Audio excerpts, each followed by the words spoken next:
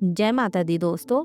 आज हम इस वीडियो में जानेंगे शारदीय नवरात्र की अष्टमी तिथि और नवमी तिथि की सही तिथि क्या रहेगी और पूजन का मुहूर्त क्या रहेगा। इस बार शारदीय नवरात्रि में एक ही तिथि 2 बार हो जाने के कारण अष्टमी पूजन को लेकर कंफ्यूजन बना हुआ है। बता दें कि शारदीय नवरात्रि का आरंभ इस बार 22 सितंबर से हुआ है और इस महापर्व का समापन 2 अक्टूबर 2025 विजयदशमी के दिन होगा। दरअसल इस बार तृतीया तिथि 2 दिन रहेगी। इस बार तृतीया तिथि 23 और 24 सितंबर दोनों ही दिन मनाई जाएगी। ऐसे में अष्टमी तिथि 29 या 30 सितंबर को मनाएं, तो वही हम आज इस वीडियो में जानने वाले हैं। अष्टमी तिथि और नवमी तिथि का पूजन कब करना शुभ रहेगा वो भी हम इस वीडियो में जानेंगे। तो आइए अब हम जानेंगे कब है अष्टमी और नवमी तिथि।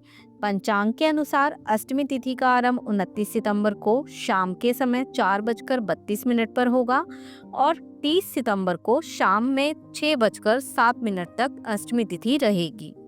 तो ऐसे में उदया तिथि के अनुसार अष्टमी पूजन 30 सितंबर को किया जाएगा। इस अष्टमी को दुर्गा अष्टमी भी कहा जाता है और नवमी तिथि की प्रारंभ हो रही है 30 सितंबर की शाम 6:06 से और समाप्ति हो रही है नवमी की 1 अक्टूबर 7:01 पर शाम को। तो उदया तिथि के अनुसार नवमी तिथि भी हम 1 अक्टूबर को मनाएंगे। अष्टमी व नवमी तिथि की सही डेट अगर हम जाने तो पंचांग के अनुसार और उदया तिथि के अनुसार 30 सितंबर के दिन अष्टमी तिथि और 1 अक्टूबर को नवमी तिथि मनाई जाएगी।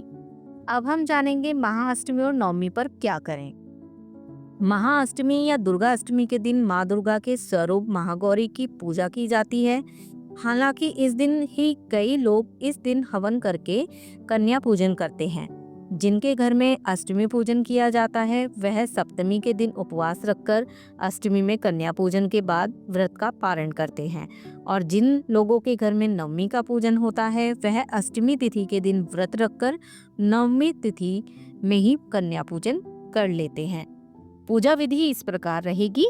सुबह उठकर स्नान करें और मंदिर साफ करें। माता को गंगा जल से अभिषेक करें। पूरे मंदिर में स्वच्छ पवित्र कर लें। गंगा जल छिड़क के अक्षत, लाल चंदन, चुंदरी और लाल पुष्प अर्पित करें। प्रसाद के रूप में फल, खीर, हलवा, पूड़ी जो माता का भोग प्रसाद है वो आप अर्पित करें। घर के मंदिर में धूप बत्ती घी का दीपक आप जलाएं।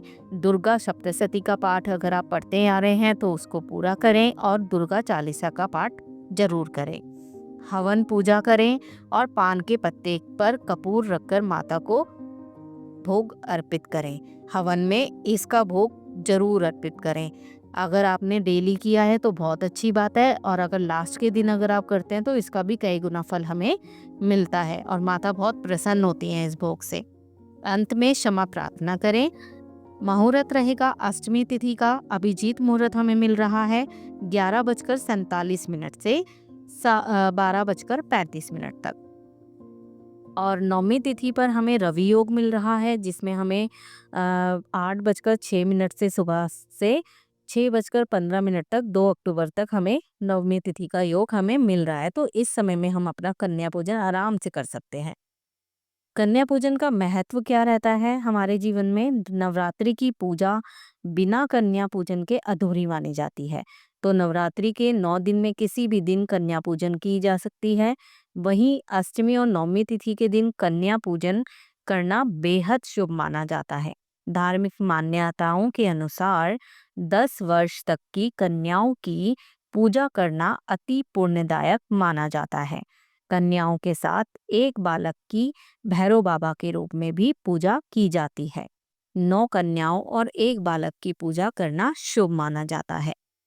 तो दोस्तों, इस वीडियो में हमने जाना कि अष्टमी की तिथि और नवमी की तिथि उसी अनुसार हम कन्या पूजन करेंगे। फिर मिलते हैं अगली वीडियो में। तब तक के लिए खुश रहिए, स्वस्थ रहिए। धन्यवाद।